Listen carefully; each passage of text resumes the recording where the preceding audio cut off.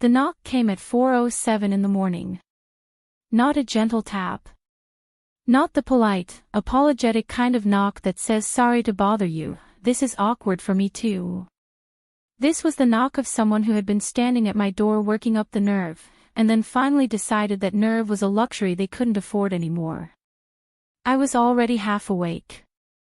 I sleep lightly, always have, ever since my mother passed 4 years ago and left me the kind of grief that lives in the body rather than the mind, the kind that keeps one eye open even when the rest of you is exhausted. The knock didn't startle me. It confirmed something. I pulled on a sweatshirt, grabbed the small flashlight I keep on my nightstand out of habit I can't entirely explain, and walked to the front door. Through the peephole, my neighbor, Gideon Simon. I want to describe Gideon to you, because who he was before that morning matters to understanding everything that came after. Gideon was 51 years old, a retired civil engineer who had moved into the house next to mine on Delwood Court in Columbus, Ohio, about 2 years prior. He was the kind of neighbor who existed in your peripheral vision in the best possible way. He shoveled the sidewalk before you had to ask, kept his yard immaculate without being aggressive about it, waved when he saw you but never lingered in a way that obligated you to make conversation. We had spoken maybe a dozen times beyond pleasantries. He had once helped me carry a bookshelf from my car to my front door. I had once brought him a container of soup when I noticed his lights were off for 3 days and his mail was piling up. He thanked me through a cracked door, looking haggard, and told me he'd had the flu. That was the depth of our relationship. He was not, by any measure, a man I expected to see at my door at 4 in the morning. I opened it. He was standing on my porch in a gray fleece jacket, his face drawn and pale, his eyes carrying the particular exhaustion of someone who had not slept and had no intention of sleeping anytime soon. The air behind him was that heavy, wet cold of an Ohio November at its most committed. His breath came in small visible clouds. "Renata," he said. Not a question. Like he was confirming I was real. "Gideon," I said slowly. "What's happening? Are you all right?" He shook his head, not in response to my question, but as though clearing something from his thoughts. "I need you to do something for me. I need you to call into work today. Don't go in. Not today." I stared at him. "It's 4 in the morning. I know what time it is. Has something happened? Is there a gas leak, is there?" "Nothing like that," he said. "Nothing in the neighborhood. It's about your work. Your office specifically." He pressed his lips together. "I can't explain everything right now. I know that's not a satisfying answer and I know you have no reason to take my word for this, but I'm asking you. Stay home today. Please." The porch light caught something in his expression that stopped me from responding immediately. I had seen that expression before, years ago, on the face of my older brother Daniel the night he came to tell me our mother had collapsed in the hospital. It was the face of a person who already knew something terrible and was trying to figure out how much of it you could hold. "Gideon." I kept my voice even. "You need to tell me more than that." He exhaled. A long, careful exhale, like someone releasing pressure from a valve. "By noon today," he said, "you're going to understand why I came here. I promise you that. But right now, in this moment, I'm asking you to trust me and stay home." He looked past me once, into my darkened living room, as if checking for something. Then back at me. "I wouldn't be here at this hour if it wasn't serious," he said. "You know that." I did know that. Whatever else I didn't know about Gideon Simon, I knew he was not a dramatic man. Dramatic men do not live the way he lived, quietly, methodically, consistently. Dramatic men do not wait this long to knock. "Okay," I said finally. He blinked. "Okay. I'll call in," I said. "But Gideon, at noon, you come back here and you explain everything." He nodded, and there was so much relief in the motion that it almost undid me. Yes, he said. I'll be here. Thank you, Renata. He walked back to his house. I watched him go. I closed my door and stood in my dark living room for a long time. My name is Renata Okafor. I am 36 years old, and I have worked as a senior compliance officer at Daxton Financial Group in Columbus for the past 5 years. I am, by nature and by profession, a person who deals in facts, in documentation, in the reliable architecture of verifiable things. I do not follow hunches. I do not make decisions based on incomplete information. I have a process for everything, including moments of uncertainty, and the process generally involves gathering more data before acting. And yet I had just agreed to miss work based on 7 sentences from a man I barely knew. I sat on my couch in the dark and interrogated that decision. What I kept coming back to was not Gideon's face, though that had moved me. What I kept coming back to was the last 6 weeks of my life, and the slow accumulation of things that hadn't felt right. It had started with a phone call from my father in early October. My father, Dr. Edmund Okafor, was a 70-year-old retired federal investigator who had spent his career with the FBI's Financial Crimes Division before retiring to Phoenix 8 years ago. He called me regularly, every Sunday, prompt as a church bell. But this call had come on a Wednesday. I need you to be careful at work, he said, which is not a sentence my father had ever said to me before. What do you mean, careful? I mean careful. Aware. Watching. He paused. Have you noticed anything unusual? Any processes that seem irregular? Any accounts you're not normally asked to touch that are suddenly being routed through your review queue? I had, actually. I had been noticing exactly that. In the previous 2 weeks, a cluster of high-value client accounts I didn't normally handle had been assigned to my compliance queue for review, routine on the surface, but the volume was unusual, and 2 of the accounts had documentation inconsistencies that I had flagged internally and been told, by my direct supervisor Colin, to mark as resolved without further escalation. I told my father this. The silence that followed was the kind that weighs something. Dad. Talk to me. I'm going to make some calls, he said. In the meantime, don't escalate anything else internally. And don't discuss this with anyone at the office. You're scaring me. Good, he said, with the blunt precision that had defined his entire parenting philosophy. Scared people pay attention. He called me again the following Sunday, as normal, and told me he was working on something and would explain when he had more. 2 weeks after that, he had a heart attack in his Phoenix backyard and spent 4 days in the hospital. He was home now, recovering. The doctors said he was stable, that it was moderate, that he was lucky.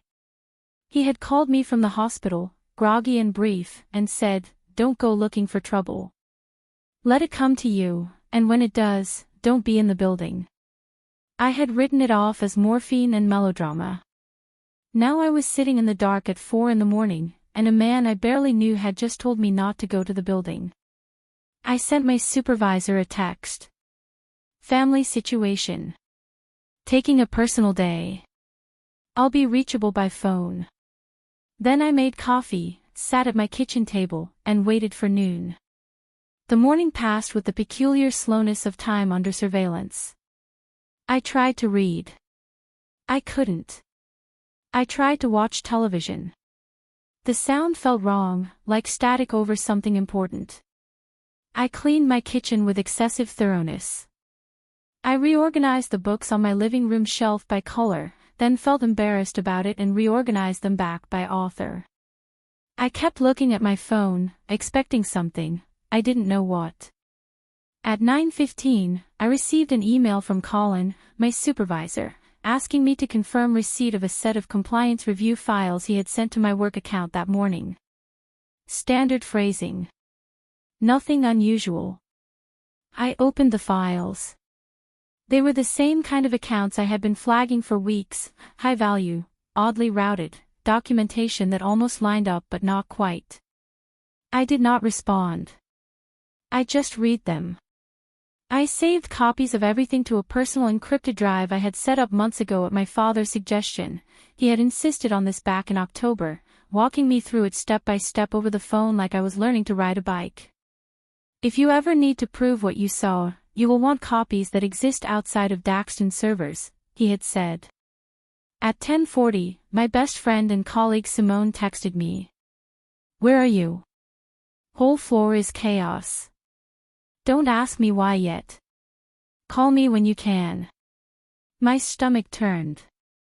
I called her. She didn't answer. I texted back, is everyone okay? 3 minutes of silence. Then, yes. But Renata, call me later. Not from work. I'll explain. At 11:22, I watched a black sedan park across the street from my house. I had never seen it before. I watched it from behind my window curtain for 6 minutes without moving. Then I made myself stop watching because either it was nothing and I was spiraling, or it was something and staring at it wouldn't help me. At 11:47, my phone rang. The caller ID read, Daxton Financial Group, HR. I answered.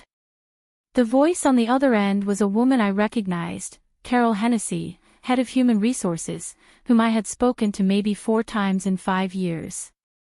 Her voice was careful in the way that people are careful when they have been advised by legal to be careful. Renata, I'm glad I caught you. I want to let you know that we're aware you called in a personal day today. Yes, I said. Is that a problem? No, of course not, she said, too smoothly. We simply wanted to make sure you were aware that there's been a situation here at the office this morning. A regulatory matter. The SEC has sent representatives. My heart slowed and steadied, the way it does when something you feared becomes confirmed and fear converts into something more useful. I see, I said. We're going to need all senior compliance staff to come in today for questioning, Carol said. I know you've taken the day, but given your role, we really do need you here, Renata. This is a mandatory. Can I ask what specifically they're investigating? A beat. The details are still developing. But it involves some of the accounts in the compliance review queue, accounts that we understand you've been processing recently.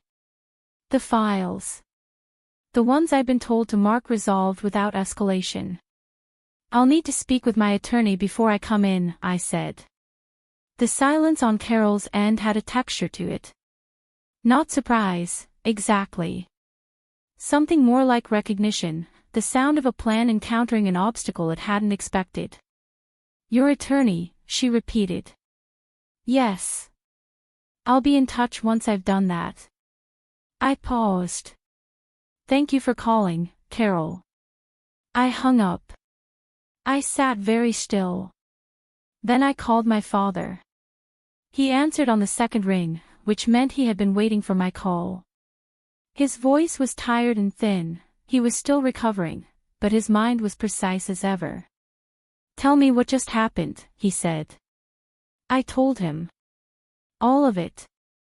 The HR call, the SEC, the accounts, the files I had copied, the 6 weeks of irregular assignments. When I finished, he was quiet for exactly the length of time it took him to process and conclude. They used your queue, he said. Someone routed those accounts through your compliance review specifically, so that when this day came, your fingerprints would be on everything. Dad. You are being set up, Renata. Not sloppily, not impulsively. This was constructed over weeks. Someone at that firm has been building a story in which you are the compliance officer who looked the other way on a structured financial fraud, and you were supposed to walk into that building this morning and spend the day being interviewed by SEC investigators before you had any idea what was happening or any legal protection in place. The room felt very quiet. How long have you known this was coming? I asked. A longer pause. I had suspicions in October. That's why I called you. I had a contact, someone I trusted from my years at the bureau, who had heard something at the federal level about an investigation into Daxton Financial. I started pulling threads. The more I pulled, the clearer it became that someone inside that company was preparing to walk away clean and needed a senior compliance officer's name attached to the mess they were leaving behind. He exhaled. Then I had the heart attack and I lost time. I'm sorry, Renata. I should have told you more sooner. Stop, I said. You were in the hospital. I told you not to be in the building. I know.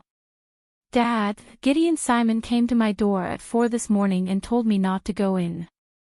He knew. Silence. A different kind this time. Gideon Simon, my father said slowly. Your neighbor. Yes. Another silence. Call him, my father said. Right now. And Renata, do not open your door to anyone else until you've spoken to him. Do you understand me? Yes, I said. I'm going to make some calls from here. I still have people at the bureau who owe me. This isn't over, but it is, as of this morning, visible. And visible is how things get stopped. We hung up. I went to Gideon's door. He was already coming out when I reached his porch, as if he had seen me coming. He held the door open and gestured me inside. I had never been in his house before. It was spare and well organized, the home of someone who had learned to live efficiently. On the kitchen table was a laptop, a legal notepad dense with handwritten notes, and 2 cups of coffee, one clearly his, one clearly waiting for me. Sit down, he said. I'll explain everything. So he did. Gideon Simon had spent 22 years as a forensic financial investigator, first for the FBI and then as a private consultant for federal oversight agencies. He had retired 3 years ago, genuinely retired, he emphasized, not reassigned, and moved to Columbus to be closer to his daughter and her family. He had chosen Delwood Court because it was quiet and because the house was right. He had not known, when he moved in, that his next-door neighbor was Edmund Okafor's daughter. He had figured it out 8 months ago, when he saw my father visiting and recognized him. They had worked overlapping cases years before, never directly but in adjacent capacities. He knew my father's reputation. He knew what kind of man he was. He had introduced himself to my father quietly the next time he visited, and the two of them had talked in my father's rental car for 2 hours while I was at work. Your father told me he was worried about you, Gideon said. He told me about the irregularities at Daxton, what he suspected, the investigation he was quietly tracking. He asked if I would keep an eye on things from where I was. He wrapped both hands around his coffee cup. I said yes. Because I knew your father's instincts, and his instincts don't miss. So you've been watching out for me, I said. For 8 months. Passively, he said. Mostly just being aware. But 2 days ago, I got a call from a former colleague who still works federal investigations. He gave me a name, a senior vice president at Daxton named Warren Greer, and told me that Greer had finalized an exit strategy that included, and I'm quoting him now, a compliance officer who would absorb the liability.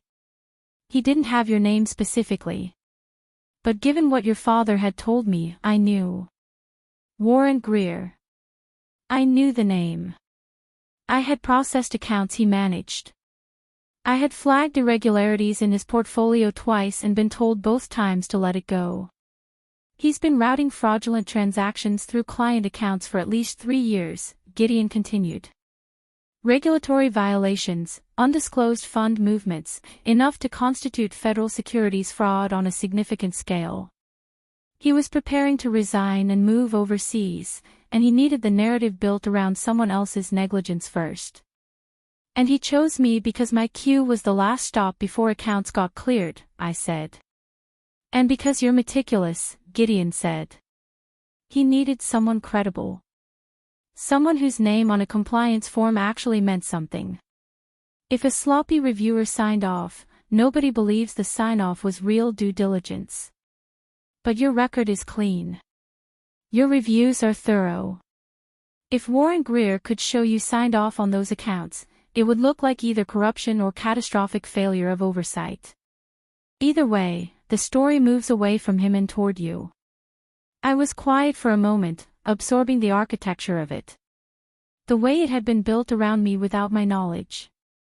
The weeks of being handed accounts and told to mark them resolved. The patient, meticulous construction of a story in which I was the villain. The files, I said. The ones I copied this morning. They show the irregularities I flagged and the directives I was given to stand down. Gideon looked up sharply. You have documentation of being told to suppress the flags. Email trail. Colin, my direct supervisor, told me twice in writing to mark accounts resolved without further escalation.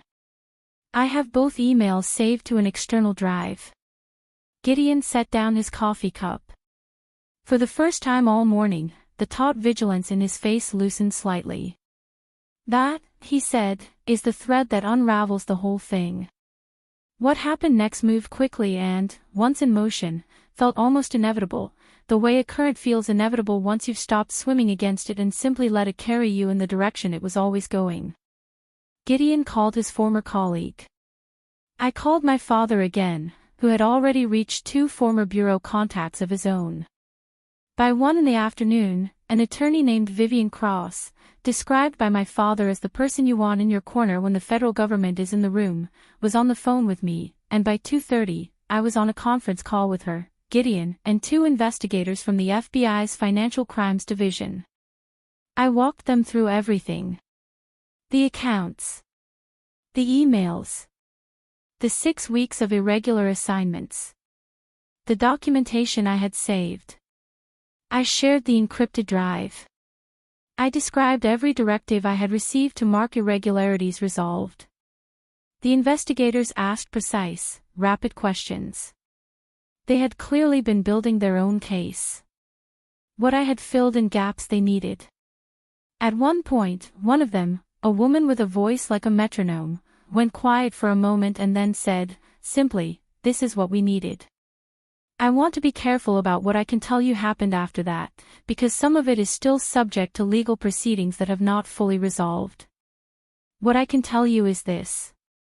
Warren Greer did not make it to the airport on the morning of November 14th. He was detained for federal questioning. Colin, my supervisor, was placed on administrative leave pending investigation. Daxton Financial Group was served with a formal SEC investigation notice that afternoon, not the consultation that had come to the office that morning, which I later learned had been partially coordinated by Greer himself as a preemptive measure to control the narrative, but a genuine, full-scale investigation. I was not charged with anything. I was not implicated in anything. My name, in the official record of events, sits on the side of the people who tried to flag the problem, not the people who tried to bury it. I still have my job, though the company I returned to 2 weeks later was a different place than the one I had left. Leadership had changed. The culture of strategic silence that had allowed this to happen, the unspoken code that said when a superior tells you to mark it resolved, you mark it resolved, had been cracked open. I have been asked to help build new internal protocols. I have said yes. But here is what I want to tell you about, more than any of that. The afternoon of November 14th, after the calls were done and the immediate crisis had moved from my living room into the hands of people whose job it was to carry it, after all of that, I walked next door and knocked on Gideon Simon's door. He answered. He looked the way I felt, hollowed out, relieved, tired, in the particular way of people who have been holding something heavy for a long time and have only just set it down. I said, "Why didn't you tell me sooner? You've known for 8 months. He thought about this for a moment. Because for 8 months, there was nothing concrete enough to act on. Suspicion isn't protection. I didn't want to frighten you over something that might never fully materialize. He paused. And honestly, because I didn't know if you'd believe me. We don't know each other, Renata. Not really. I was a stranger asking you to take seriously a threat you couldn't see yet. You asked anyway, I said. When it was time to ask, he said. Yes. I thought about that for a long moment. My father trusted you, I said. Before I did. Your father is a good judge of character, he said. And he loves you in the way that people love their children, preemptively, excessively, in ways that don't always look like love on the surface but are made entirely of it underneath. I felt tears build at the back of my throat. My father, who had called me on a Wednesday out of nowhere because something in his investigator's mind had caught on a thread. My father, who had walked me through setting up an encrypted drive like I was 12 years old learning a new skill. My father, who had had a heart attack and recovered and still managed to tell me don't be in the building in enough time for it to matter. I need to call my dad, I said. Gideon smiled, the first real, unguarded smile I had seen from him in what felt like days. Go call your dad. My father answered on the first ring this time. Tell me, he said. I told him. All of it. When I finished, he was quiet for a moment, and then he said something I have returned to many times since. You did the right thing, he said. Every step. Saving the files, calling the attorney, walking through the whole story without minimizing any of it. You did exactly what a person should do when they find themselves in the middle of something like this. I almost didn't stay home, I said. I almost wrote you off as being dramatic. I know, he said, with the warmth of someone who has been written off as dramatic and doesn't hold it against anyone. But you stayed. I stayed because Gideon came to my door and I couldn't figure out why a calm, sensible man would be at my door at 4 a.m. unless there was a real reason, I said. And I stayed because of you. Because of October, and the calls, and the drive you made me set up. I didn't know why I was doing any of it. But I did it. That's all I ever asked, he said simply. I want to close with something that isn't about fraud or federal investigations or the machinery of justice grinding slowly in the right direction. Those things matter, and I don't want to minimize them. But they're not the part of this story I think about most. What I think about most is this. My father, from 1,000 miles away, loved me carefully enough to plant things I didn't understand yet. An encrypted drive. A name. A warning I didn't fully receive. He couldn't be there. He couldn't knock on my door at 4 a.m. But he had, years before, been the kind of person who built trust with other good people, and one of those people ended up living 30 feet from my front door. And Gideon Simon, a man who had no obligation to me beyond proximity, chose to be the person my father would have been if he could have been there. Not because he was asked. Not because it was convenient. Because when it came time to knock, he knocked. I think about all the ways this could have gone differently. If I had rolled my eyes at the knock and gone back to bed. If I had gone to work, walked into that building, and spent the morning talking to investigators who had been handed a story about me before I arrived. If my father had decided his suspicions weren't concrete enough to share. If Gideon had decided that protecting a neighbor he barely knew was beyond his job description. Every single one of those choices would have led somewhere very different.